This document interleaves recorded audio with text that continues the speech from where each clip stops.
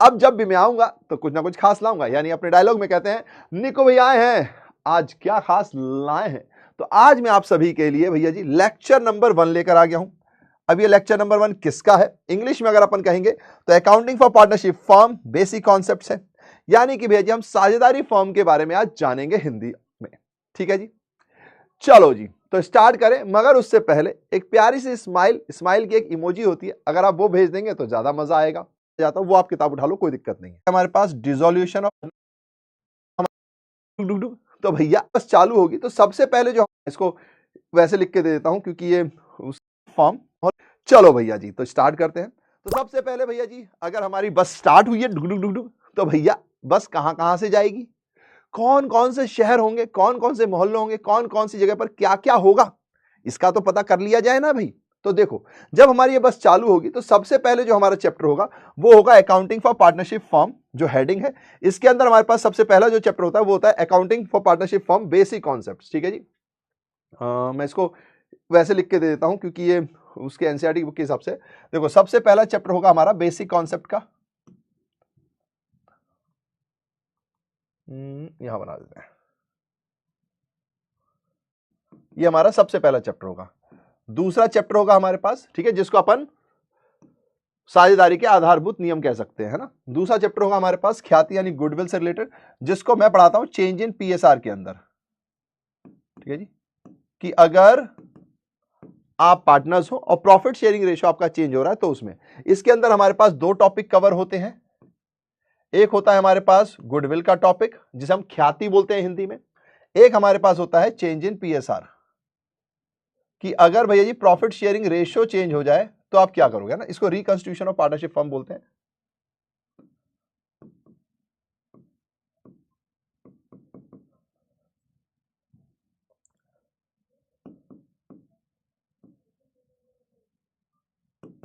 अच्छा, मैं दोनों ही लैंग्वेज में पढ़ाऊंगा, अभी मैं चैप्टर के नाम बस इंग्लिश में लिख रहा हूं। थर्ड है आपके पास एडमिशन, फोर्थ है आपके पास रिटायरमेंट एंड डेथ, यानी कि कोई पार्टनर चला जाए या उसकी डेथ हो जाए, है ना। रिटायरमेंट यानी अवकाश, यानी कि पार्टनर चला गया, डेथ मतलब की मृत्यु हो गई। फिफ्थ है हमारे पास डिसोल्यूशन ऑफ पार्टनरशिप फर्म, यानी कि अगर डिसोल्यूशन हो गया, ये हमारे पास पहला पार्ट है जो कि आता है पार्टनरशिप के अंदर। ठीक है जी, जो कि आता है हमारे पास पार्टनरशिप के अंदर। तो accounting for partnership firm Hindi में, इंग्लिश में बोल दीजिए, हिंदी में बोल दीजिए, साझेदारी फर्मों के लिए लेखांकन। ठीक है, तो इसके अंदर हमारे पास ये सारे चैप्टर आते हैं। देन उसके बाद हमारे पास एक सेकंड बुक होती है जिसे अपन कहते हैं कंपनीज अकाउंट। ठीक है जी, जिसमें हम शेयर्स के बारे में पढ़ते हैं। तो यहां पर हमारे पास पहला चैप्टर होगा अकाउंटिंग फॉर शेयर कैपिटल, यानी कि अंशों का लेखांकन, है ना, हिंदी में अगर अपन बोले तो। फिर डिबेंचर यानी ऋण पत्रों, तो ऋण पत्रों का लेखांकन यानी यहाँ पे हम डिवेंचर के बारे में पढ़ेंगे। ठीक है जी। अच्छा, अब बिहार बोर्ड में एक एनपीओ भी है, वो भी अपन करेंगे, लेकिन पहले अपन पूरा फुल सिलेबस वो कर लेंगे जो सीबीएसई में या अदर बोर्ड्स में कॉमन है। पहले ना अपन उनको कर लेंगे ताकि कॉमन चीज कंप्लीट हो जाए, फिर एनपीओ करेंगे। प्लीज इस बात को ध्यान रखना, एनपीओ हम सबसे आखिरी में करेंगे। फिर आता है हमारे पास third book analysis of financial statement, जिसको बोलते हैं। इसके अंदर हमारे पास 4 चैप्टर होते हैं। सबसे पहला फॉर्मेट वाला होता है जिसमें हम बैलेंस शीट और प्रॉफिट एंड लॉस अकाउंट ये सब पढ़ते हैं ना। फिर उसके बाद होता है हमारे पास टूल्स वाला चैप्टर।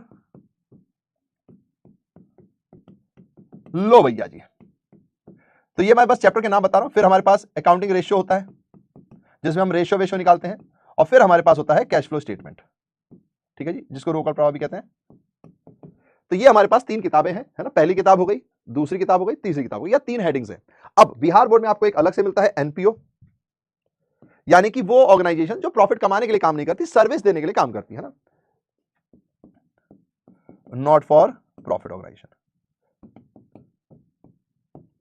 ठीक है जी, यानी ऐसी संस्थाएं जो मुनाफे के लिए काम नहीं करती हैं, सर्विस देने के लिए काम करती हैं। ठीक है जी, तो ये हमारा सिलेबस है भैया जी, इसको अपन एक एक करके करेंगे। ऑफ कोर्स ये जो है एनसीईआरटी में एनपीओ नहीं है, तो एनसीईआरटी से वो उठाया हुआ है, तो ये उसके हिसाब से एनसीईआरटी में एनपीओ नहीं, लेकिन बिहार बोर्ड में है तो अपन करा देंगे, कोई दिक्कत की बात नहीं है। हालांकि अगर आप इसके आगे सीयूटी देने वाले होंगे तो उसमें भी एनपीओ नहीं है, पर क्योंकि आपके बोर्ड में है तो अपन करा देंगे, कोई दिक्कत की बात नहीं है। ठीक है जी, तो ये हमारे पास है कॉलम। नॉर्मली क्या होता है, पार्टनरशिप फॉर्म 36 मार्क्स का आता है, कंपनीज 24 मार्क्स के आते हैं, फिर फाइनेंशियल स्टेटमेंट हमारा 12 मार्क्स का एनालिसिस है, और कैश फ्लो 8 मार्क्स का, ऐसे करके हमारे 80 मार्क्स हो जाते हैं। बट क्योंकि आपके में एनपीओ भी है तो आपके में थोड़े बहुत क्वेश्चंस के मार्क्स ऊपर नीचे हो जाएंगे। मैं बेसिक आपको एक बता रहा हूं कि ये चीजें हमारे पास होंगी। अगर मैं हिंदी में बोलूं तो साझेदारी फर्मों के लेखांकन, कंपनियों के लिए लेखांकन, वित्तीय विवरण का विश्लेषण या नगदी प्रवाह विवरण, ये सब हमें बनाना होता है, और एक हमारे पास एनपीओ भी है। तो हम सिलेबस में सब कुछ कवर करेंगे जो आपके उसमें है। ठीक है, चलो जी, अब बढ़ते हैं अपन आगे। सिलेबस अपन ने पढ़ लिया तो स्टार्ट करते हैं भाई। हाँ जी, तो हाउ इज द जोश माय डियर कॉमियंस, कैसा है आप लोगों का जोश? क्या आप लोग सब तैयार हैं? ये तो जान लें साझेदारी होती, तो अब साझेदारी होती क्या? अगर मैं बेसिक शब्दों में बात की जाए, जो आपकी लैंग्वेज में बात की जाए, है ना, आजकल इस टाइप की लैंग्वेज को बच्चे ज्यादा समझते हैं, है ना, तो देखो साझेदारी बोलो, पार्टनरशिप बोलो, है ना, ठीक है जी। अच्छा एक चीज ध्यान रखिएगा, हिंदी में सारे नोट्स रहेंगे, लिखते वक्त मैं थोड़ा इंग्लिश में लिखूंगा क्योंकि इंग्लिश से मैं ज्यादा फ्रेंडली हूँ, ठीक है जी। तो नोट्स आपके हिंदी में रहेंगे। मैं यहाँ पे फिर क्योंकि पहले पार्टनरशिप लिखूं फिर स्लैश करके साझेदारी लिखूं तो वो फिर क्या होगा, एक ही काम को दो बार करना हो गया, है ना। तो मैंने हिंदी में यहाँ पे आपको दिखाया हुआ है। तो साझेदारी ऐसे लिखते हैं, है ना, लेखांकन ये है, अकाउंटिंग फॉर पार्टनरशिप। अब एक्चुअली में पार्टनरशिप है क्या, है ना, कैसा होता है? तो ये एकदम रिलेशनशिप की तरह होता है, एकदम प्यार से जैसे रिलेशनशिप होता है ना वैसा होता है भैया, ऐसा होता है, कैसे पता? तो देखो अगर बात की जाए रिलेशनशिप की, ये आपको समझ में भी आ जाएगा। तो आपको ना इसकी डेफिनेशन रटने की जरूरत नहीं है, क्योंकि बिहार बोर्ड में कई बार डेफिनेशन लिखने को आ जाती है ना, दो नंबर के क्वेश्चंस होते हैं तो आपको लिखने को आता है ना। पैटर्न आपको मैं बता देता हूं थोड़ा सा, क्योंकि हो सकता है आप में से कई लोगों को पैटर्न ना पता हो, तो मैं वही बताता हूं। आपके एग्जाम में नॉर्मली 100 एमसीक्यूज आते हैं, ठीक है जी। इन 100 एमसीक्यूज में से आपको 50 एमसीक्यू करने होते हैं, जो कि 1 मार्क्स के होते हैं। तो टोटल कितने हो गए भैया? 50 मार्क्स, ठीक है, 50 मार्क्स हो गए। हाँ जी भैया 50 मार्क्स हो गए। फिर आपके पास आते हैं 30 थ्योरी क्वेश्चंस, जिसमें से आपको 15 क्वेश्चंस करने होते हैं और हर एक क्वेश्चन के 2 मार्क्स होते हैं, यानी कि 30 मार्क्स हो गए, ठीक है जी। फिर आपके पास आते हैं 8 प्रैक्टिकल क्वेश्चंस या लॉन्ग क्वेश्चन कह लो आप इनको, ठीक है जी, जिसमें से आपको 4 करने होते हैं और इनके आई गेस 5 मार्क्स होते हैं ना, तो ये 20 मार्क्स हो गए। तो इस तरीके से आपके 100 मार्क्स कवर होते हैं, ठीक है जी। तो यानी कि अगर आप बिहार बोर्ड में देखोगे तो एमसीक्यू 50 आ रहे हैं, 100 आ रहे हैं और सिर्फ 50 करने हैं। आसान है ना यार, एक तरीके से जो क्वेश्चन ना बने उसे छोड़ सकते हैं अपन। 30 थ्योरी क्वेश्चन है जिसमें से 15 ही करने हैं, तो काफी इजी हो गया। 8 प्रैक्टिकल जिसमें से 4 ही करने हैं। तो यानी कि हमारे पास जो बिहार बोर्ड का सिलेबस होगा वो काफी इजी भी होगा और आपको आराम से भी बनेगा। बस इसमें आपको थोड़ा सा रेगुलर स्टडी करनी है, ठीक है जी। चलिए तो अब हम सबसे पहले पढ़ते हैं साझेदारी। तो साझेदारी में सबसे पहली चीज आती है, अगर मैं बात करूं रिलेशनशिप की, है ना, तो हम इसको ना हंसते खेलते ही याद कर सकते हैं। अब आपके केस में आपको ध्यान रखना है, जैसे अगर आप में से कोई सीबीएसई बोर्ड में अगर पढ़ता होगा या वो देखा होगा, तो वहां पर ना what is the meaning of partnership ये सब नहीं पूछा जाता, आपके में पूछा जा सकता है। तो थ्योरी को आपको ज्यादा इंपॉर्टेंस देनी है, डेफिनेशन को आपको अच्छे से याद रखना जरूरी है, ठीक है। तो इसलिए प्लीज हर एक चीज को जो मैंने बोला ना, राइटिंग प्रैक्टिस लिख लिख कर करोगे तो आपको ज्यादा लंबे समय तक याद रहेगा। तो आइए इसको करते हैं। तो एक बात बताओ, रिलेशनशिप करने के लिए आप लोग खुद आंसर देंगे भाई, कमेंट में अब आपको आंसर देना है ना, अपनी अपनी क्लास में जीवित रहना है। जीवित रहने का मतलब है बीच बीच में आंसर आपको देते रहना, ठीक है। चलिए तो रिलेशनशिप में मुझे बताओ कि 2 या 2 से ज्यादा लोग चाहिए या फिर एक ही व्यक्ति के साथ रिलेशनशिप बनाया जा सकता है? तो सच ये बात है, रिलेशनशिप में वैसे तो आप अगर आप लोग न्यूज देखते हो तो सोलोगॉमी भी चलने लगा है, लेकिन नॉर्मली क्या होता है, एक हम है तो एक अपोजिट में होना चाहिए, यानी 2 लोग तो एटलीस्ट होने चाहिए। और आजकल का ऐसा कलयुग चल रहा है कि एक व्यक्ति 3-4 लोगों से रिलेशनशिप बना लेता है भाई, जो कि गलत है, पर ठीक है। तो यहाँ पर 2 और मोर से बनाया तो जा सकता है ना, पकड़े गए तो पिटाई पिटाई हो जाएगी है ना, एक अलग चीज है, धुलाई उलाई हो जाएगी, लेकिन देखा जाए तो लोग करते भी हैं और हो सकता है ये। तो 2 और मोर पर्सन, तो पहली क्वालिटी तो यही है भाई, हालांकि ये है गलत, ठीक है जी। तो मैं इसको बढ़ावा नहीं दे रहा हूं, वरना कोई कहेगा हाँ भैया जी ये क्या चीजें सिखा रहे हो। नहीं जी, मैं गलत चीजें नहीं सिखाता। तो ये मेरा पहली क्वालिटी है। दूसरी क्वालिटी, अगर रिलेशनशिप होगा तो मुझे एक बात बताओ, क्या रिलेशनशिप सिर्फ सुख सुख का होगा या सिर्फ दुख दुख का होगा? रिश्ता है भाई तो कभी सुख भी मिलेगा कभी दुख भी मिलेगा, है ना। तो यानी कि जो रिश्ता होता है वो सुख और दुख दोनों का होता है कि नहीं? बिल्कुल है भैया, जाहिर सी बात है, दोनों का ही होता है। थर्ड पॉइंट, एक बात बताओ, मान लीजिए अगर हम रिलेशनशिप में हैं तो अगर हम दोनों हर पार्टी में साथ जाएं जरूरी है क्या? नहीं है ना जरूरी। कभी कभी हो सकता है कि उनकी साइड की पार्टी हो तो वो अकेले चली जाए, कभी हो सकता है मैं अकेले चले जाऊं, कहीं भी मैं अपने मेल फ्रेंड से मिल रहा हूं तो जरूरी थोड़ी कि हर पार्टी में वही जाए, कभी कभी मैं भी जा सकता हूं, कभी कभी वो भी जा सकते हैं, यानी कि सबका प्रेजेंट रहना जरूरी नहीं है। तो इसको अपन यहां पर भाषा में कैसे लिखते हैं, इसको लिखते हैं प्रिंसिपल एंड एजेंट, ठीक है जी। यानी कि अगर वो किसी पार्टी में गई हैं तो वो मुझे रिप्रेजेंट तो कर ही रही है ना। अगर वो किसी पार्टी में गई हैं और किसी कारणवश मैं वहां नहीं जा पाया तो अगर वो गई हैं तो वो मुझे भी तो प्रेजेंट कर ही रही है वहां पर, है ना। तो ये एक रिश्ता होता है। फिर उसके बाद चौथा पॉइंट, अगर मान लो कभी कोई विपदा आ गई तो वो दोनों के ऊपर आएगी, और विपदा अगर बहुत बड़ी हो तो दोनों को मिलकर उसे सॉल्व करना पड़ सकता है। लेकिन अगर कभी विपदा बहुत ज्यादा बड़ी हो सकता है हम पहले महलों में रहते थे और सड़क पे भी रहना पड़ जाए। यानी कि अगर नुकसान होने को आए तो बहुत ज्यादा भी हो सकता है। तो नुकसान का जो केस है रिलेशनशिप में वो अनलिमिटेड है, ठीक है जी। तो ये सारे पॉइंट जो एक रिलेशनशिप के अंदर होते हैं, ये सारे ही पॉइंट्स आपके पार्टनरशिप के अंदर भी होते हैं। जब एक रिलेशनशिप होता है तो उसमें ट्रस्ट का भी पॉइंट होता है, उसमें एक ट्रस्ट का भी पॉइंट होता है, भरोसा होना जरूरी है ना, भरोसा होना जरूरी है। लेकिन क्या अगर मैं रिलेशनशिप के सारे पॉइंट्स बोलूं और ये सारे पॉइंट्स पार्टनरशिप में भी हैं तो क्या ये दोनों सेम हो गए? तो द आंसर इज नो।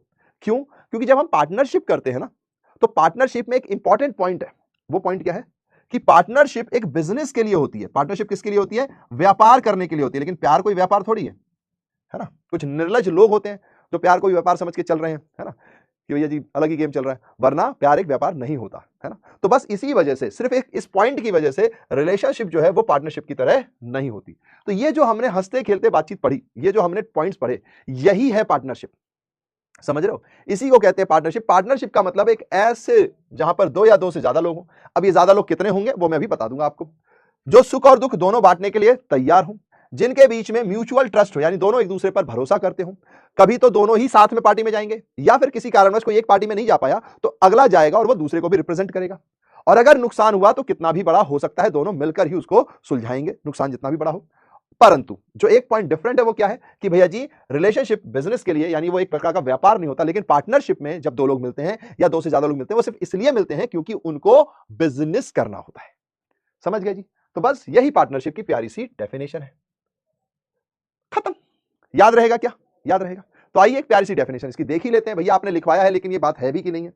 अच्छा, अब जो डेफिनेशन है ना, वो हमारे यहां एक एक्ट पे दी गई है। एक्ट क्या है? तो ध्यान रखिएगा कि हम जब भी ये चैप्टर को पढ़ेंगे तो एक एक्ट है जिसको बोलते हैं इंडियन पार्टनरशिप एक्ट 1932। इसमें एक्चुअली बताया गया है, ये मेरे घर की डेफिनेशन नहीं है, ये एक्चुअली में इंडियन पार्टनरशिप एक्ट ने बताया कि पार्टनरशिप को डिफाइन इस तरीके से करो। मैंने कहा ओके।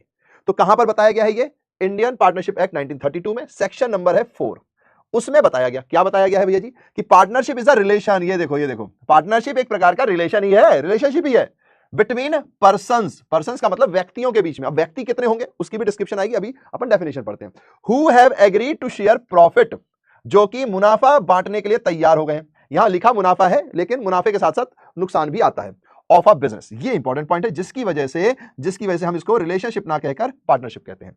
कि भैया जी जो ऐसा रिश्ता जहां पर लोग बांटने के लिए तैयार है प्रॉफिट को बिजनेस के, और ये सारे लोग या तो एक साथ काम करेंगे या कोई एक सबकी तरफ से डील करेगा। बस ये हिंदी में पढ़ लेते हैं।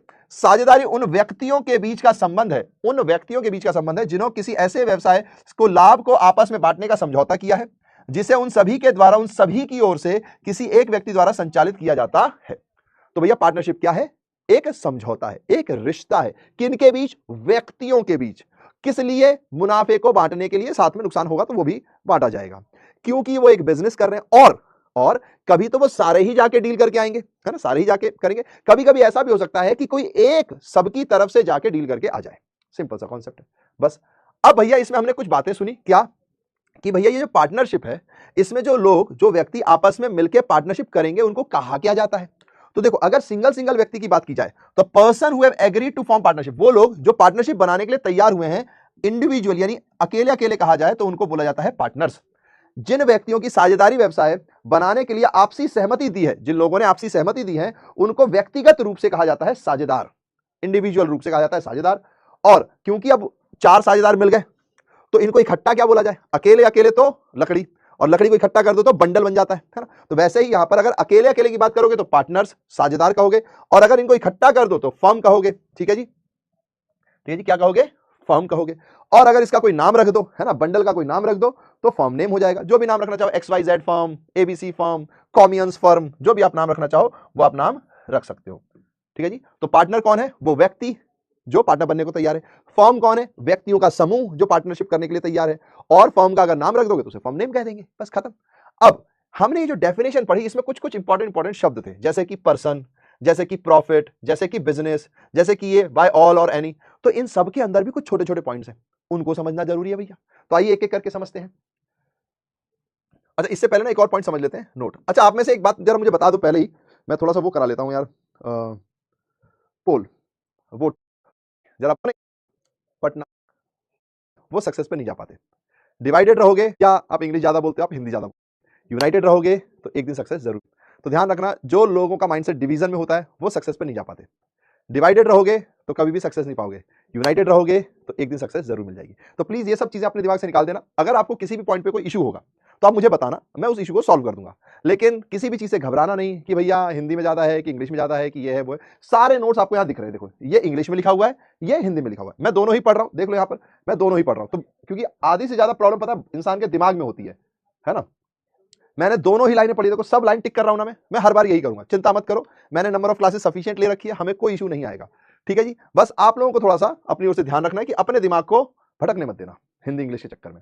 चलिए जी, तो आप में से 11वीं किसी ने अगर अच्छे से पढ़ी होगी तो ठीक है, नहीं पढ़ी होगी तो एक व्यू पॉइंट होता है भाई। क्या व्यू पॉइंट होता है कि जो हम अकाउंटिंग करते हैं ना, जो लेखांकन करते हैं, उसमें एक प्रिंसिपल अप्लाई होता है। प्रिंसिपल क्या होता है कि जिसमें ये बताया जाए कि कैसे आपको अकाउंटिंग करनी है, तो उसमें प्रिंसिपल अप्लाई होता है बिजनेस एंटिटी कॉन्सेप्ट, ठीक है जी, जिसमें यह बताया जाता है कि बिजनेस का ओनर और बिजनेस दोनों अलग अलग है, ठीक है जी।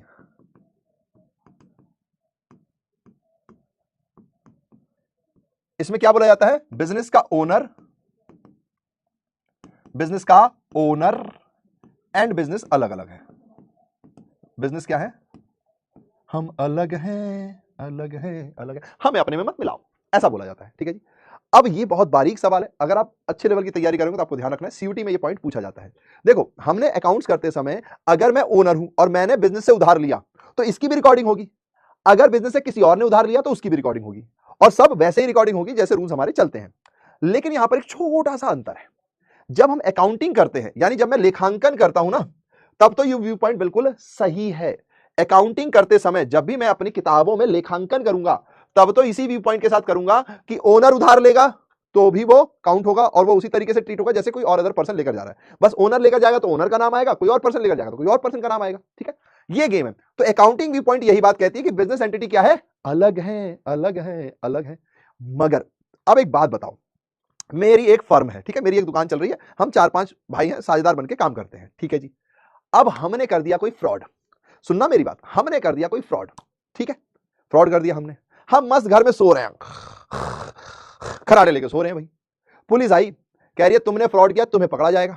तो मैंने क्या कहा, मैंने कहा अरे पुलिस साहब, काश आपने निक्कू भैया की क्लास ली होती, उनसे अकाउंट्स पढ़ी होती, तो आपको ये प्रॉब्लम ही नहीं आती। वो पुलिस वाला कह रहा क्यों, क्या? अरे भैया, अकाउंट्स में एक नियम है कि बिजनेस और ओनर अलग अलग हैं, तो हम तो ओनर हैं, बिजनेस तो वहां पर है, वो देखो वो पार्टनरशिप फर्म, जाओ उसे उठा के ले जाओ। अब पुलिस वाला जाके दुकान की दीवारों को उठा के तो लेकर जाएगा नहीं, है ना।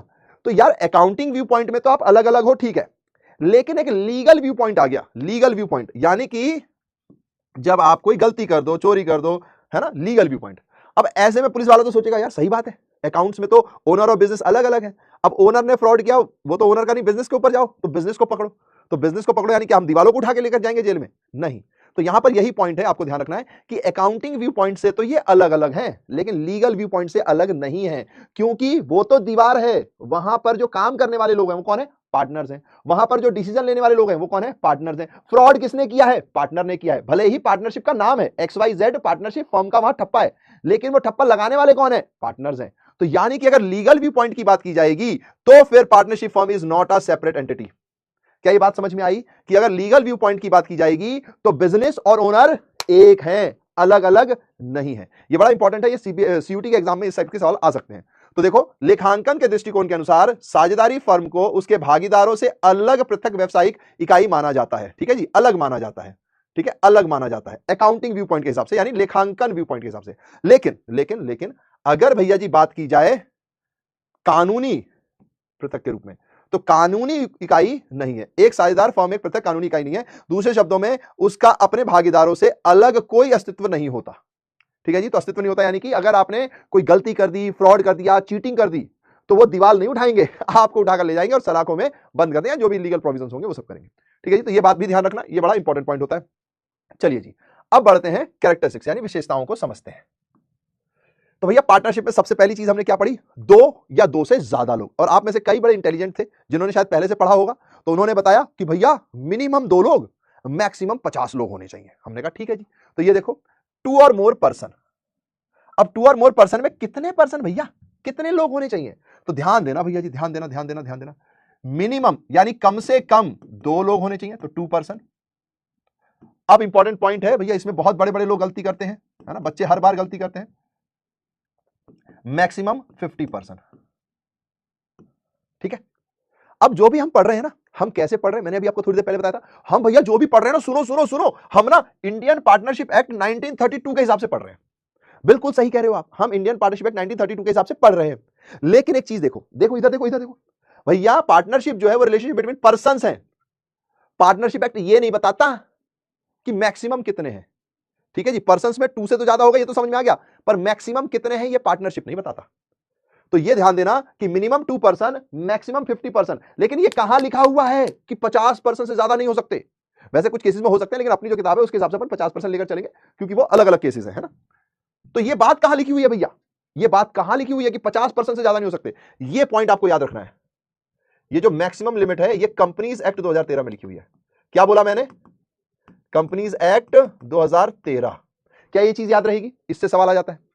पता क्या करते हैं बच्चे, रट के बैठे होते हैं, हाँ 2 और more person, minimum 2 maximum 50, minimum 2 maximum 50। Examiner खेल कर देता है, एग्जामिनर फील्डिंग सेट क्या करता है, ये बताओ कि मैक्सिमम की लिमिट कहां लिखी हुई है। अब आदमी को लगता है पार्टनरशिप का सवाल है, तो पार्टनरशिप एक्ट 1932 में लिखा होगा, नहीं, याद रखना फील्डिंग सेट हो जाएगी। कंपनीज एक्ट 2013 में लिखा हुआ है। इसके अंदर और अगर आपको अच्छा पढ़ने का शौक है तो ये देखो, section 464 red along with rule number 10 of companies miscellaneous rule 2014, ठीक है जी। तो कंपनीज एक्ट के अंदर भी कहां लिखा वो भी मैंने आपको बता दिया। हालांकि इतना डिटेल आपके एग्जाम में आएगा नहीं, पर अगर आपको अच्छे से पढ़ने का शौक है तो इसको याद रखो। अब मन में एक सवाल आया, भैया अगर एक बात बताओ, 50 से ज्यादा पार्टनर बना लेंगे तो क्या हो जाएगा, किसी को क्या ही पता चलेगा। हमने तो देखा भैया दीवार पे लिखा होता है थूकना मना है, और हम तो वहीं जाके थूक कर देते हैं, मजा आता है, शौक है हमारा। तो भैया अगर वहां लिखा है थूकना मना और आप थूक के आ गए, आपकी फोटो आ गई, तो भैया आपसे चालान कटता है, आपका पैसे लिए जाते हैं। और जिस आदमी ने लिखा था, अगर किसी के आदमी की दीवार पर आपने थूका तो फिर वो डंडे बरसाता है। तो सेम काम यहां भी होगा भैया। अगर आपसे कहा है भाई मैक्सिमम लिमिट 50% होनी चाहिए कंपनी एक्ट 2013 में, और आपने कहा हमें तो भाई मजा आता है रूल तोड़ने में, आपने रूल तोड़ दिया, तो आपकी पार्टनरशिप फॉर्म ही क्या हो जाएगी, इलीगल हो जाएगी भैया। यानी आप लीगल काम कर ही नहीं रहे हो, इलीगल काम कर रहे हो, तो इलीगल के जो भी प्रोविजन होंगे वो अप्लाई हो जाएंगे। अच्छा जी, तो हिंदी में भी देख लो, 2 या अधिक व्यक्ति होने चाहिए, साझेदारी बनाने के लिए कम से कम 2 व्यक्ति, और एक सामान्य लक्ष्य के लिए एक साथ आना आवश्यक है। दूसरे शब्दों में एक फॉर्म में भागीदार की न्यूनतम संख्या 2 हो सकती है। हालांकि भारतीय कंपनी अधिनियम 2013 भागीदार की संख्या को 50 तक सीमित करता है। ध्यान समझना, ये कहां तक सीमित करता है, 50। कंपनी पार्टनरशिप एक्ट में नहीं लिखा हुआ मैक्सिमम, कंपनीज एक्ट में लिखा हुआ है 50 तक, जिसका सेक्शन है 464 रूल 10, ठीक है जी, ठीक है जी, कंपनीज रूल 2014 और रूल नंबर 10 है, ठीक है जी। तो ये आपको ध्यान रखना है। ओके जी, अब एक बात बताओ भैया, ओके ये तो हम समझ गए कि भैया 2 से ज्यादा और 50 तक होने चाहिए, 50 से कम नहीं, 50 तक, 50 से ज्यादा नहीं हो सकते, 50 हो सकते हैं, ठीक है जी। इसलिए आंसर में कभी 50 से कम मत लिखना। अब एक पॉइंट आता है भैया, ये जो पार्टनर है ये कौन होने चाहिए, क्या वो चुन्नू मुन्नू को भी पार्टनर बना दे, क्या वो भी तो पर्सन है ना?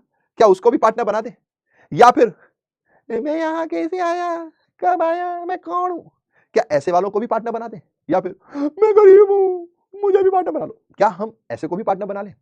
तो पार्टनर बनाए किसको, ठीक है भाई 2 होने चाहिए, ठीक है, 50 से कम, 50 और 50 से कम होने चाहिए, ठीक है, लेकिन ये हो कौन, तो इसके लिए भी पार्टनरशिप एक्ट नहीं बताता। इसलिए ये भैया बड़ा इंपॉर्टेंट है, ध्यान से समझना, पार्टनरशिप एक्ट नहीं बताएगा इस बात को, ठीक है जी। तो देखो सवाल भैया, चुन्नू मुन्नू हो सकते हैं क्या, पानी पूछ जाता है, हो सकते हैं क्या, मैं गरीब हूं, क्या हो सकते हैं क्या ये पार्टनर्स, गरीब मतलब यहां दिवालियापन, दिवालियापन यानी कि जो पैसे चुकाने के काबिल ना रहे, क्या ये लोग पार्टनर हो सकते हैं, नहीं हो सकते ना भैया। अपन भी खुद सोचो, हम एक अपना पार्टनरशिप फर्म खोलना चाहते हैं, अब एक छोटा बच्चा आया, भैया भैया मुझे भी पार्टनर बना लो ना, तो अपन कहेंगे बेटा पहले तुम बड़े हो जाओ, है ना, समझदारी तो ले लो, है कि नहीं, है ना। लेकिन अगर वो 15-16 साल का होगा तो थोड़ा सोचा जा सकता है। यानी कि भैया यहां पर कुछ पॉइंट्स तो हैं कि पार्टनर किसको बनाएं, ये भी सोचने वाली बात है, ऐरे गैरे को पार्टनर नहीं बना सकते अपन, है ना, ठीक है जी। तो बस यही यहां पर ध्यान देना है। अब ये बात फिर से सुन लो, पार्टनरशिप एक्ट में नहीं बताई है, ये एक्ट आपको याद रखने पड़ेंगे, नोट्स में तैयार करना, भारतीय संविधान अधिनियम 1872, यानी कि नोट में लिखा हुआ है एज पर Indian contract act. Actually partnership में आप क्या करते हो, एक कॉन्ट्रैक्ट करते हो। अब इंडियन कॉन्ट्रैक्ट एक्ट 1872 ये बोलता है कि आप किसके साथ कॉन्ट्रैक्ट कर सकते हो, मैं बताता हूं। अब जिसके साथ आप कॉन्ट्रैक्ट कर सकते हो उसके साथ आप पार्टनरशिप कर सकते हो, जिसके साथ कॉन्ट्रैक्ट नहीं कर सकते उसके साथ पार्टनरशिप भी नहीं कर सकते। समझ रहे हो आप मेरी बात, समझ रहे हो ना। तो ये गेम है भैया जी यहां पर। अच्छा जी, तो वो लोग कौन होंगे, जैसे माइनर। अब ये माइनर कौन होता है भैया, तो माइनर होता है बिलो द एज ऑफ 18,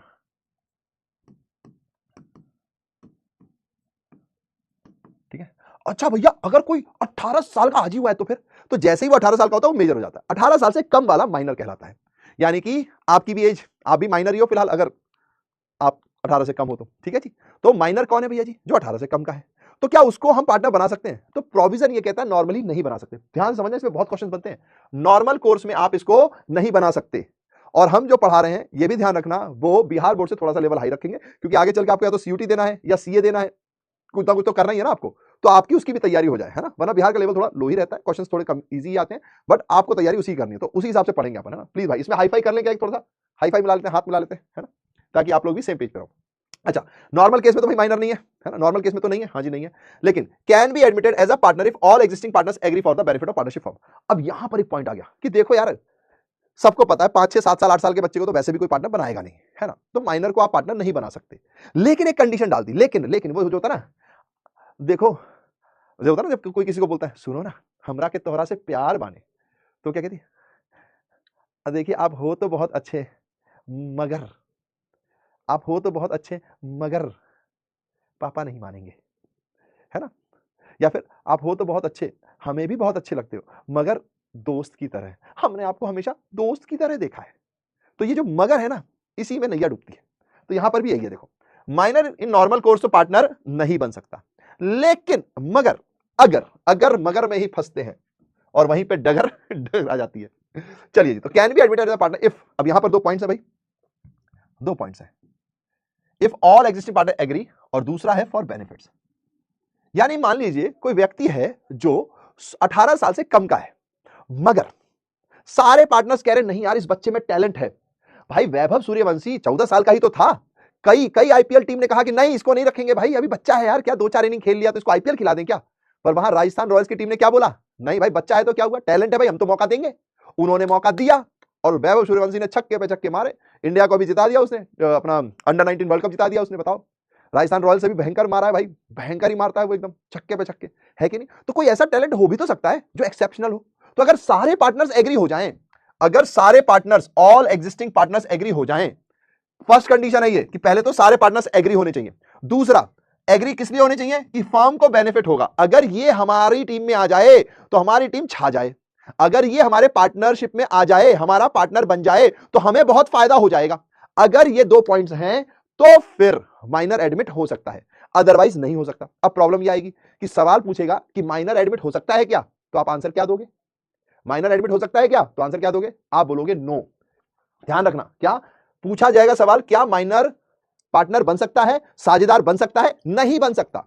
अगर पूछे क्या पार्टनर साझेदार कब बन सकता है, क्या पूछे पार्टनर साझेदार कब बन सकता है, तब आप बोलोगे ऑल, जब सारे पुराने साझेदार तैयार हो, सारे पुराने साझेदार तैयार हो और फर्म को फायदा हो रहा हो तो वो साझेदार बन सकता है। याद रखेंगे। फिर person of unsound mind, unsound mind का मतलब दिमाग से पैदल, ठीक है जी, दिवालिया दिमाग उसका वर्क नहीं करता तो वो कॉन्ट्रैक्ट नहीं कर सकता, तो पार्टनरशिप में भी नहीं आ सकता। ध्यान रखना, ये एक्ट 1872 पार्टनरशिप कॉन्ट्रैक्ट एक्ट में 1872 में बताया हुआ है।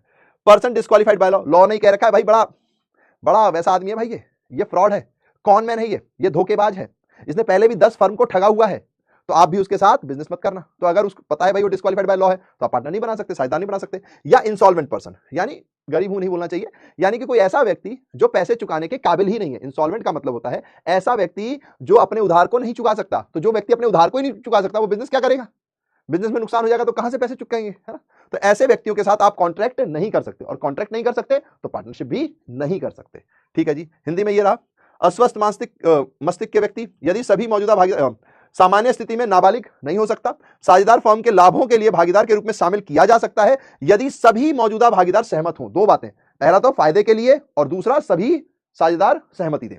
फिर किसी भी कानून द्वारा अयोग्य घोषित व्यक्ति या फिर कोई दिवालिया व्यक्ति, यानी जो पैसे नहीं चुका सकता, वो पार्टनर नहीं बन सकता। ठीक है जी, अब आती है बारी अगले पॉइंट की, एग्रीमेंट। ठीक है जी, जैसे आपने फिल्म याद है, आप में से किसी ने 3 इडियट देखी होगी, तो बोलते ना मैं लिख के जा रहा हूं दीवार पे 10 साल बाद, 5 साल बाद, कितने साल बाद, सितंबर 5 इस दिन दिखाऊंगा मैं कहां पहुंच गया, तू कहां पहुंच गया, बता, आएगा आएगा आएगा, है ना। ऐसे एक एग्रीमेंट होता है ना। अब इनका एग्रीमेंट क्या होता है, अगर आपको ये फिल्म याद हो, है ना, तो इसमें फुनसुक वांगडू जी के ऊपर एक वो है, तो उसमें आमिर खान होते हैं। आमिर खान उस टाइम कहते हैं हाँ आ जाएंगे आ जाएंगे, हाँ आ जाएंगे, फिर आमिर खान भूल जाते हैं, अपने काम में लग जाते हैं। बट इसको याद रहता है, इसको याद रहता है, तो ये क्या करता है, वो राजू फरहान सबको लेकर खोजता है, खोजो कहाँ है तुम्हारा रेंचो, बताओ कहाँ है, देखो मैं कहाँ पहुंच गया, है ना, खोजता है ना। तो भैया जी अगर इसने जो यहाँ पे बोला था, इसने मुंह से बोला था ना, कोई लिखित तो हुआ नहीं था, लिख के तो हुआ नहीं था ना कोई साइन कि ठप्पा लगा दिया, सबने कहा हाँ आ जाएंगे, हाँ आ जाएंगे, देखेंगे 5 साल बाद कौन कहाँ हुआ। तो यानी ओरल बोला था। एक एग्रीमेंट होता है लिखित, है ना, लिखते हैं, जैसे आपने एग्रीमेंट देखे होंगे ना, ऐसे स्टैम्प पेपर पे लिखा जाता है। तो एक ओरल एग्रीमेंट होता है जो मुंह से बोल देते हैं, हाँ आ जाएंगे आ जाएंगे, आ जाना, हाँ भाई पार्टी में चलेंगे, है ना, घूमने चलेंगे। फिर एक दोस्त होता है जो मना कर देता है और फिर पूरी ट्रिप कैंसिल हो जाती है। तो एक मुंह जबानी होता है वादा किया जाना, और एक एग्रीमेंट के थ्रू होता है। तो क्या भैया पार्टनरशिप में एक एग्रीमेंट है, तो एग्रीमेंट रिटन यानी लिखित होना चाहिए या मौखिक काम चल जाएगा? हिम्मत है, आएगा। तो भैया जी ध्यान रखना, पार्टनरशिप में दोनों अलाउ है। ध्यान रखेंगे ये बात, एग्रीमेंट, ठीक है जी, यानी कि जो आप साझेदारी समझौता होता है, partnership is the result of an agreement between 2 और मोर पर्संस, और ध्यान रखेंगे ये दोनों फॉर्म में चलेगा, ठीक है जी, रिटन फॉर्म में भी चलेगा और ओरल भी चलेगा, रिटन और ओरल इक्वली वैलिड, ठीक है जी। It is not necessary that such agreement is in written form. ये जरूरी नहीं कि पार्टनरशिप का एग्रीमेंट रिटन ही हो। जैसे हमारे यहाँ शादियां होती है, अगर आपने देखा होगा, तो क्या करते हैं अपन लोग, दूल्हा दुल्हन बैठते हैं, है ना, पंडित जी आते हैं, मंत्र करते हैं और शादी हो जाती है। ये भी शादी वैलिड है, और अगर आप रजिस्टर कर लो तो भी वैलिड है ना, तो दोनों ही चीजें हैं, है ना। और आप उसमें और भी पॉइंट्स, अब तो लोग रजिस्ट्री भी करा लेते हैं, लेकिन पॉइंट क्या है कि अगर आपने वादा कर लिया तो वो भी वैलिड है, और लिखित कर लिया तो वो भी वैलिड है। पार्टनरशिप में पॉइंट याद रखना है ना, ठीक है जी। तो देखो, समझौता, साझेदारी 2 या 2 से अधिक लोगों के बीच में होगी, ठीक है जी, व्यवसाय करने के लिए होगी, है ना, बिजनेस करने के लिए होगी, उसके लाभ तथा हानि साझा करने के लिए किए गए समझौते का परिणाम है। यह समझौता भागीदारों के बीच संबंध का आधार बनता है। यह आवश्यक नहीं है कि ऐसा समझौता लिखित रूप में ही हो, ये मौखिक रूप में भी हो सकता है, मुंह से बोलकर भी हो सकता है, ठीक है जी। ओके जी, चलिए भैया जी, अब भैया जी ये देखो दोनों की पार्टनरशिप, यार अब अपन लोग वनडे में ही देख पाएंगे इनको, है कि नहीं, टेस्ट में से तो चले गए ये लोग। उम्मीद है कि भाई 2027-28 में वर्ल्ड कप है, जब भी है भाई अपन वर्ल्ड कप जीते और ये दोनों भाई छाएं, है कि नहीं। अब एक बात बताओ यार, इन लोगों के बीच भी तो अच्छी पार्टनरशिप चलती है ना, मस्त दोनों मिलकर रन बनाते हैं। इंडिया को भाई साहब world cup T20 world cup जिता दिया इन्होंने, है ना, चैंपियंस ट्रॉफी भी हम जीते हैं। अब एशिया कप तो ये लोग नहीं थे, T20 world cup Asia cup में, है ना, लेकिन वनडे में तो है। तो यार इन लोगों की पार्टनरशिप बड़ी मजेदार है। तो एक बात बताओ, जो इन लोगों की पार्टनरशिप है ना, जो क्रिकेट खेलते वक्त है, वो पार्टनरशिप और जो हम पार्टनरशिप पढ़ रहे हैं, क्या ये दोनों सेम है क्या? सेम है क्या? नहीं भैया, सेम तो नहीं है। तो बस यही पॉइंट आपको ध्यान रखना है कि भैया जी क्यों सेम नहीं है, क्योंकि बिजनेस, ये लोग जो पार्टनरशिप करते हैं, ये लोग खेल की पार्टनरशिप कर रहे हैं। ये इनका बिजनेस थोड़ी है कि आ भाई आ मिलके पार्टनरशिप करते हैं और धंधा बनाते हैं, ऐसा तो नहीं है ना, है ना। ये तो इनको एज एन ये खिलाड़ी हैं, एक तरीके से इनकी ड्यूटी है भाई रन बनाना, रन बना के जो भी रन बनेंगे तब तक ये टीम में रहेंगे, जब तक टीम में रहेंगे पैसा मिलेगा इनको, है ना। अच्छे से रन नहीं बनाएंगे, टीम से बाहर चले जाएंगे, पैसा मिलना बंद हो जाएगा, फिर इस तरीके से अलग से कमाएं। तो क्यों? क्योंकि इनका रन बनाना कोई बिजनेस नहीं है। तो पार्टनरशिप हम लोकल भाषा में तो कह देंगे कि यार रोहित शर्मा विराट कोहली की क्या पार्टनरशिप थी यार, मजा आता था भाई देखने में। विराट भाई सिंगल डबल, रोहित भाई क्या बोलते शॉर्ट बॉल के छक्के, ओए होए होए होए, आहा मजा आ जाता था। पर वो पार्टनरशिप वो नहीं है जो हम पढ़ रहे हैं, ये अलग है और ये अलग है। क्यों? क्योंकि पार्टनरशिप में बिजनेस होना जरूरी है। An agreement should be to carry on some business. तो जो पार्टनर्स के बीच में एग्रीमेंट होगा ना, वो बिजनेस करने के लिए होना चाहिए, है ना, गप्पे मारने के लिए कि आ बहन चुगली चुगली खेलते हैं, हमारी पार्टनरशिप बड़ी मस्त है, हम दोनों एक दूसरे की साथ मिलकर सबकी चुगली करते हैं भाई, बड़ा मजा आता है, आए होए होए। तो ये पार्टनरशिप चुगली चुगली पार्टनरशिप है, ये वाली पार्टनरशिप नहीं है जिसको हम पढ़ रहे हैं, ठीक है जी। क्यों? क्योंकि भैया पार्टनरशिप किसी बिजनेस के लिए होना चाहिए। हालांकि एक बात बताऊं मैं आपको एक पॉडकास्ट का नियम चलता है, आप लोग पता नहीं इतने समझते हो कि नहीं, पॉडकास्ट का नियम है, पॉडकास्ट में भी चुगली चुगली चल रही होती है अच्छा ये कैसे हुआ, वो कैसे हुआ, उस दिन क्या हुआ था, उस दिन क्या हुआ था। पॉडकास्ट का बिजनेस बड़ा अच्छा चल रहा है तो अगर दो बहनें बैठकर चुगली चुगली खेले ना, तो उसका कोई फायदा नहीं है। लेकिन अगर यही दो बहनें सामने माइक लगा दें और चुगली चुगली खेल के इसको रिकॉर्ड करके यूट्यूब में डाल दें, तो ये बिजनेस चल जाएगा पैसा भी बन जाएगा ठीक है जी। Now mere co-ownership of property does not an amount to a partnership. यानी एग्जांपल के लिए, जैसे मैं हूं, मेरा भाई है, हमने सोचा कि यार दोनों मिलकर एक जमीन खरीद लें, उस पर एक छोटा सा घर बना लें और साथ में रहें। तो क्या ये बिजनेस है? नहीं। क्यों? क्योंकि मैं भी जमीन का ओनर हूं, मेरा भाई भी जमीन का ओनर है, हमको ओनर है ना, को पार्टनर्स नहीं है। लेकिन अगर मान लो हमको लगे कि भाई मजा आने लग गया है, भाई जमीन खरीदते हैं, घर बनाते हैं, बेच के मुनाफा कमाते हैं। अब हमने एक बार ट्राई किया, हम दोनों भाइयों ने मिलकर जमीन खरीदी, घर बनाया, उसको बेचा, मुनाफा खूब सारा हो गया। अब हमें मजा आने लगा। शुरू शौक में किए थे, फिर मजा आने लगा तो करते ही रहे। अब फिर हमने उस पैसे को, उसमें से कुछ पैसा जमीन में इन्वेस्ट किया, घर बनाया, उसको बेचा, फिर मुनाफा कमाया, जेब में भरा, फिर थोड़ा पैसा, तो मैं रेगुलर करने लग गया। तो अब हम को ओनर नहीं है, को पार्टनर है ना। यानी कि अगर आप किसी चीज का बिजनेस कर रहे हो तो फिर वो पार्टनरशिप के अंदर आएगा, वरना वो पार्टनरशिप के अंदर नहीं आएगा भैया जी, ठीक है जी। जैसे रोहित और विराट ने ज्वाइंटली परचेज कर लिया जमीन, तो दे बिकम ज्वाइंट ओनर्स, ये ज्वाइंट ओनर्स बन गए, पार्टनर्स नहीं बने, ठीक है जी। Property and not the partners, but if they are in the business of purchase and sale of land. लेकिन अगर ये लोग मान लो बिजनेस ही करने लगे, जमीन खरीदो मुनाफे में बेचो, जमीन खरीदो मुनाफे में बेचो, अगर ये रेगुलर बिजनेस करने लगे तो फिर वो पार्टनर कहला सकते हैं। तो व्यवसाय समझौता किसी व्यवसाय को चलाने के लिए होना चाहिए, केवल किसी संपत्ति के स्वस्वामित्व साझेदारी नहीं माना जाता। उदाहरण के लिए यदि रोहित और विराट संयुक्त रूप से भूमि प्लॉट खरीदते हैं तो उस संपत्ति को स्वस्वामी बनते हैं, ना कि भागीदार, ठीक है जी, ध्यान रखेंगे। फिर आता है बारी भाई, अब यार देखो अपन सब पार्टनर्स हैं, है ना। अब पार्टनर्स हैं तो एक बात बताओ, सबको साथ रहकर चलना पड़ेगा, है ना, है ना, है ना। ये देखा आपने, पार्टनरशिप में सबको साथ रहकर चलना पड़ता है ना। तो यही हमारा अगला पॉइंट है भैया जी, क्या है? Mutual agency. ये एनसीईआरटी में म्यूचुअल एजेंसी बोलते हैं। इसका मतलब क्या होता है, जैसे देखो अब यार हम सब पार्टनर्स हैं, ठीक है, तो क्या हर मीटिंग में हम सब जाएंगे? जरूरी नहीं ना। मान लो भैया कोई अर्जेंट मीटिंग थी, किसी का पेट खराब हो गया, तो कह रहा भाई रुक जा, मेरी कहीं और मीटिंग कर लेते हैं थोड़ा सा, तुम ये वाली मीटिंग देख लो, मैं थोड़ा वाली मीटिंग देख लेता हूं। अब भाई वो वहां चला गया। अगर वो वहां चला गया, मान लीजिए हम 4 पार्टनर्स हैं, 4 में से एक पार्टनर को गुड़ हो गया, तो वो चला गया बेचारा। अब मीटिंग बहुत जरूरी है, तो हम अगर तीनों जाके मीटिंग कराएं तो ये वैलिड होगा कि नहीं होगा? तो ये भी रिसर्चर ने सोचा हाँ यार सही बात है, वैलिड होगा कि नहीं होगा। तो देखो भाई एक बहुत जरूरी चीज है, जैसे रिलेशनशिप में भरोसा बहुत जरूरी है कि भाई वो अगर कहीं किसी के साथ जा रही है तो वो दोस्ती है यार, ऐसा नहीं है कि कुछ और चक्कर है, या तो फिर आप रिश्ता तोड़ो भाई अगर इतना ही शक है तो। शक की जगह नहीं होनी चाहिए, भरोसा ट्रस्ट होना चाहिए। तो जो गुड़गुड़ करके गया है वो ये नहीं कह सकता कि अरे तुम तीनों ने मेरे बगैर कैसे मीटिंग कर ली, मेरा इंतजार करना चाहिए था, 10 मिनट में तो मैं आ ही रहा था। ऐसा नहीं कर सकता वो।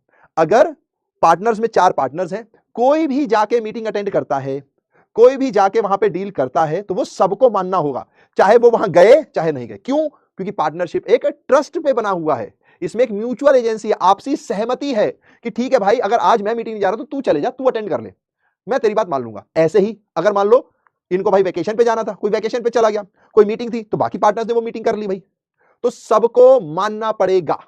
ये भी हमारा इंपॉर्टेंट पॉइंट है, ठीक है भाई, क्योंकि सबका साथ मिलेगा तभी पार्टनरशिप आगे बढ़ेगा।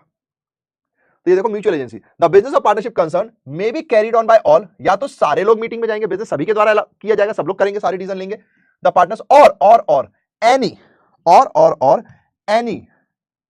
Any of them acting for all, यानी कि या तो उनमें से कोई एक दो जितने भी हैं वो बाकियों की तरफ से प्रेजेंट हो सकते हैं, इसी को म्यूचुअल एजेंसी कहते हैं। इसी को इंग्लिश में principal as well as agent relationship भी कहा जाता है, ठीक है जी। तो इसको आपको याद रखना है। हिंदी में देखिए परिसंपारिक अभिकरण, इसका मतलब क्या है? साझेदारी फर्म का व्यवसाय सभी भागीदारों द्वारा और उनमें से किसी एक के द्वारा सभी के लिए कार्य करते हुए संचालित किया जा सकता है।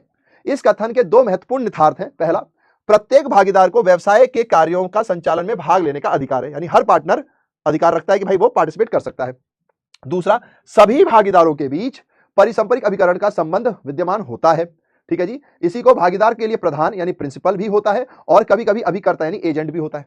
यानी कि अगर हम सब जा रहे हैं मीटिंग में तो सब एक दूसरे एक को प्रेजेंट कर रहे हैं तो सब प्रिंसिपल हैं, लेकिन मान लो 2 लोग यहीं बैठे हुए हैं, फर्म के काम को देख रहे हैं, 2 लोग मीटिंग में जा रहे हैं, तो ये 2 लोग जो है ये एज एन एजेंट जा रहे हैं इन दोनों के। तो ये दोनों तो जा रहे हैं पर इन दोनों के एजेंट के रूप में भी जा रहे हैं, क्योंकि ये दोनों भले ही मीटिंग में नहीं गए पर ये जो भी बात करेंगे वो इन दोनों पर भी अप्लाई होगा। अच्छा भैया अगर मान लो, होता क्या है, इंसान बड़ा ही विचित्र प्राणी है।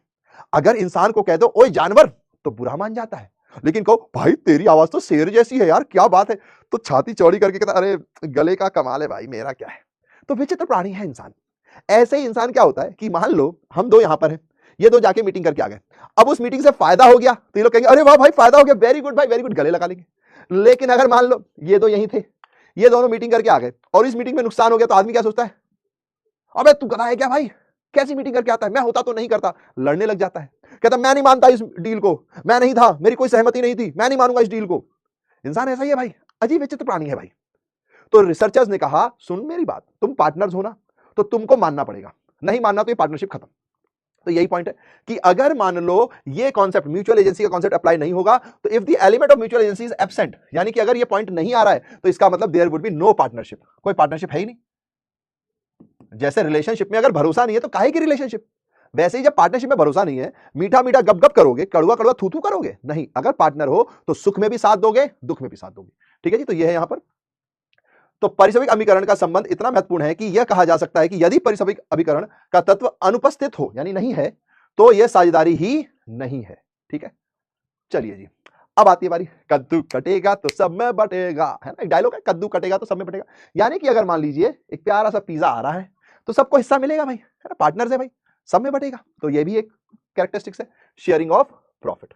इसका मतलब है कि जब हम डेफिनेशन पढ़ते हैं ना तो डेफिनेशन में लिखा होता है शेयरिंग ऑफ प्रॉफिट। आओ डेफिनेशन दिखाता हूं आपको, ये देखो प्यारी सी डेफिनेशन थी, कहां गई भाई, पहले पेज पे थी ना, ये रहा, partnership is the relation between persons who have agreed to share profit. यहां पे लिखा हुआ है शेयर ऑफ प्रॉफिट, लेकिन इसका मतलब ये नहीं कि सिर्फ प्रॉफिट, नहीं, लॉस इसका मतलब इंप्लाइड है। जैसे जब आप रिश्ते में आते हो तो आपको पता है कि हम रिश्ते में आते हैं ये सोचने के लिए हमारा जीवन बहुत ही सुखमय हो जाएगा, है ना, हम दोनों मिलकर बहुत ही मस्त जिंदगी जिएंगे। लेकिन रियलिटी सबको पता है, शादी का लड्डू वो लड्डू है जो ना खाए तो भी पछताए और जो खा ले, वो भी पछता है। क्योंकि भैया जी देखो, सुख दुख दोनों साथ में आते हैं भाई, है ना। कोई भी दुनिया में ऐसा नहीं है जिसको सिर्फ सुख मिला है या सिर्फ दुख मिला है। तो वही पॉइंट यहाँ पे भी है कि लिखा जरूर सुख का है। शादी के लिए जब पेरेंट्स मनाते तो क्या कहते हैं, अरे बेटा बहुत ही गुणवान लड़की है भाई, एकदम घरेलू है भाई, घर का भी काम करती है, बाहर का भी काम करती है, तेरी जिंदगी संवर जाएगी, तू तो गधा है। ऐसे ही लड़की वालों को घर वाले क्या होते हैं, अरे क्या होनहार लड़का है भाई, एकदम राम जैसा है, राम जैसा, तुम्हें पलकों पे बिठा के रखेगा। उन्हें पता ही नहीं पलकों पे कोई बैठ ही नहीं सकता, पलकों में मक्खी बैठ जाए तो दिक्कत हो जाती है, तो कोई किसी को कैसे बैठा देगा। लेकिन लुभावने वादे तो ऐसे ही दिए जाते हैं, है कि नहीं। तो जाहिर सी बात है कि घर वाले बोलते हैं ये सब बातें, लेकिन इसमें से कुछ बातें सही होंगी, कुछ बातें उल्टी भी होंगी, कि पलकों पे बैठे तो पल कहीं गिर गई। ठीक है जी। तो यही कॉन्सेप्ट यहां पर है भैया जी, कि लिखा जरूर है शेयर ऑफ प्रॉफिट, लेकिन अगर नुकसान हुआ तो तुम देखना, है ना। समझ गए। ठीक है जी। तो अगर जो सोचकर पेरेंट्स वालों ने शादी कराई थी, फिर बाद में क्या बोलते हैं, अब शादी कर ली तू संभाल, इतना बड़ा हो गया अब भी हम ही संभालें क्या। तो बस यही कॉन्सेप्ट है यहाँ पर। The agreement between partners must be share profit and loss of a business. दो definition content the partnership act describe partnership as relationship between people who agree to share profits. यानी कि डेफिनेशन में ये बात लिखी है कि प्रॉफिट ही बटना है, लेकिन इसका मतलब लॉस इंप्लाइड है, कि दिखा तो तुम्हें सुनहरे सपने रहे हैं कि 12वीं के बाद जीवन मस्त होने वाला है, 12वीं में टॉप कर जाओ, मजा ही मजा, लेकिन सजा जो मिलेगी वो छिपी हुई है, वो बाद में पता चलेगी, अभी बस तुमको सिर्फ बताया जा रहा है। तो यही है the sharing of losses implied. लाभ का साझाकरण, यानी कि भागीदारों के बीच समझौता व्यवसाय के लाभ और हानि के साझा करने के लिए होना चाहिए। यद्यपि साझेदारी अधिनियम में दी गई परिभाषा में साझेदारी को उन व्यक्तियों के बीच के संबंध के रूप में वर्णित किया गया है जो व्यवसाय के लाभ को साझा करने के लिए सहमति होते हो, फिर भी हानि हानि हानि हानि का साझा करना निहित होता है। ठीक है जी। समझ गए क्या जी, समझ गए क्या जी, डन है जी। तो बस आखिरी पॉइंट और अपना ये चैप्टर खत्म हो जाएगा। इनको पहचानते हो क्या आप लोग, इनको पहचानते हो? अगर पहचानते हो तो हाँ ना कुछ बताओ। चलिए इसके बाद अपना एमसीक्यू चालू हो जाएगा।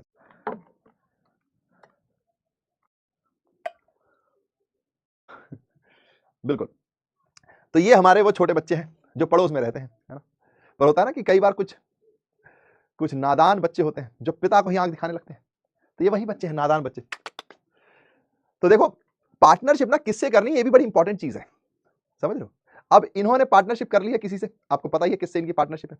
अभी तो इनको बड़ा मजा आ रहा है, धीरे धीरे लोन का कर्ज जब बहुत बढ़ जाएगा तो ये हर समय, अब तो ये नहीं, अब इनकी जगह कोई और बैठ गए हैं, है ना, वहां के प्राइम मिनिस्टर कोई और है, तो वो लोटा लेकर जाते रहते हैं, कटोरा लेकर, दे दो लोन, दे दो भैया, उधार दे दो भैया, उधार दे दो, उधार दे दो, उधार दे दो।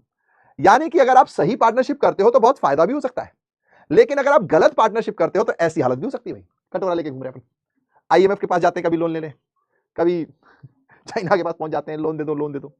तो भैया यही पार्टनरशिप में भी है, बड़े बुजुर्ग यही बात सिखा के गए हैं कि भैया दोस्ती करो, यारी करो तो भैया जी बड़े ध्यान से, क्योंकि अच्छी यारी आपको सक्सेस भी देती है, पीस भी देती है, और गलत संगति आपको ऐसा भी कर देती है, सलाखों के पीछे भी पहुंचा देती है ना। तो देखो भैया जी यही बात पार्टनरशिप के अंदर है कि अगर आपने पार्टनरशिप सही नहीं की और नुकसान होना चालू हुआ तो नुकसान ऐसा भी हो सकता है कि कटोरा पकड़ने की हालत हो जाए, जिसको बोलते हैं अपन लायबिलिटी ऑफ अ पार्टनर, यानी भागीदारों की देयता।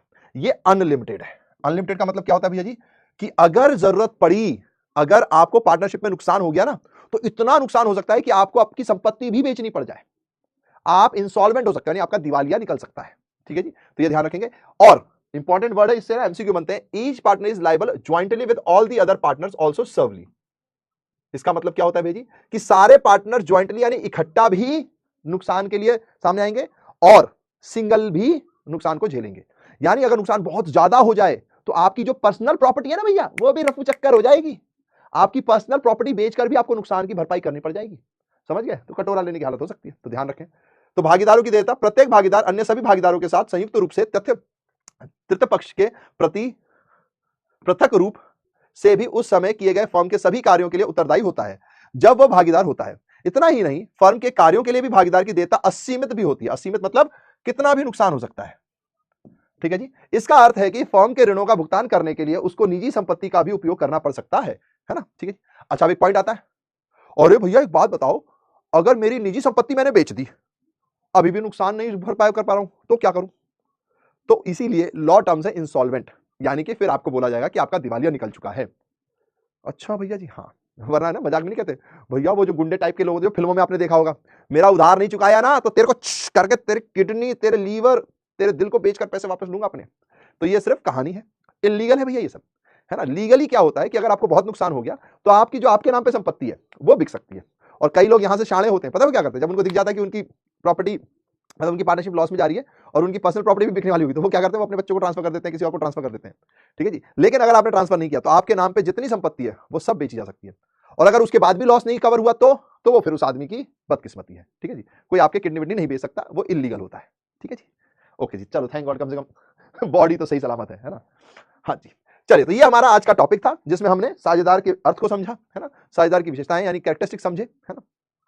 तो कैसा लगा, और थोड़ी सी चेकिंग हो जाए कि आप लोगों ने सही से पढ़ा कि नहीं पढ़ा। थोड़े 2-4 सवाल करा लूं एमसीक्यू वाले, ट्यूब से ही दे पाओगे, क्यों हट गया हो गया आपको। लेकिन आप लोग कमेंट में जरूर बता देना कि आपका आंसर क्या है, कम से कम आपको ये तो पता चल जाएगा आपने सही से पढ़ा कि नहीं पढ़ा, ठीक है। लीजिए जी, पहला सवाल आ रहा है आपके समक्ष।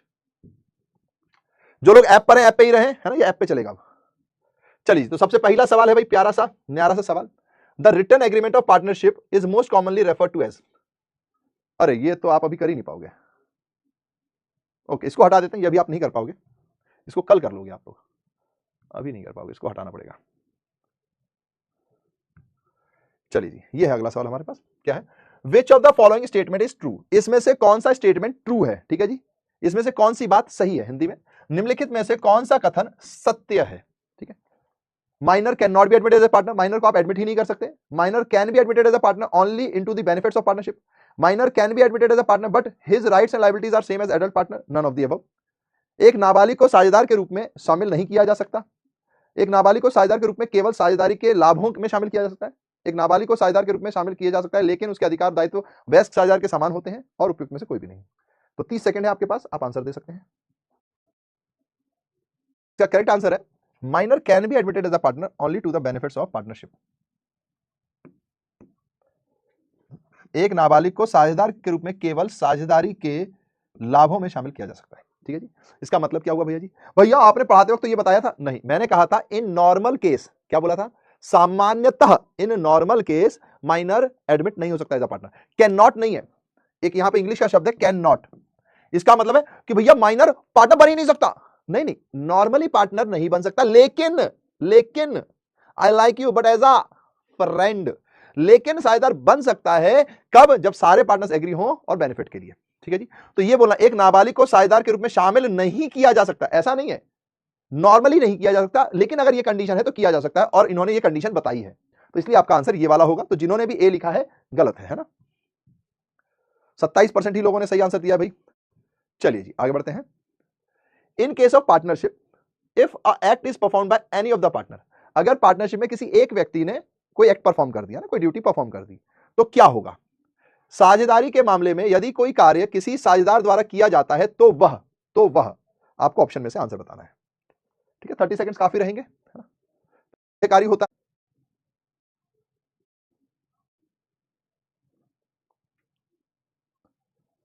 चलिए, तो इसका करेक्ट आंसर है ए, कि भैया कोई भी, हमने पढ़ा ना, एक व्यक्ति या सारे व्यक्ति कोई भी एक्ट परफॉर्म करेंगे वो सब पर बाध्यकारी होगा, सब पर, किसी को छोड़ा नहीं जाएगा भाई, किसी को बख्शा नहीं जाएगा।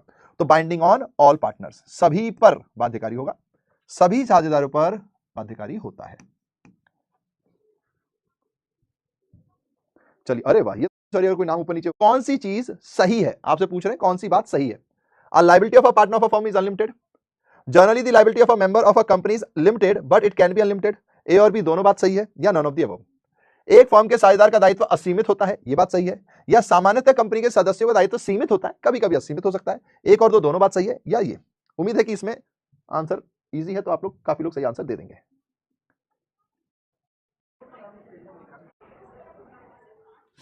Partner of a firm is unlimited, हाँ जी। तो इसमें तो हमने अभी अभी पढ़ा भाई, क्या, कि liability of a partner of a firm is unlimited. Liability क्या है, अनलिमिटेड है भैया, इसकी कोई गारंटी नहीं। अगर नुकसान हुआ तो अपने घर के पैसे भी आपके अपने वाले जो हैं वो लगाने पड़ सकते हैं। ये तो सिंपल था, उम्मीद है इसमें ज्यादा परसेंटेज आया होगा। अरे यहीं से ठीक है। चलिए, तो ये हमारा आखिरी सवाल था, इसको सही आंसर देने वाले सुनील, मानसी, अंकिता, मुस्कुराहट लाएं, और इस मुस्कुराहट के साथ घर आपके बच्चों को मत तोड़िएगा। की लिस्ट आज हमारे मेरी बोलता हूं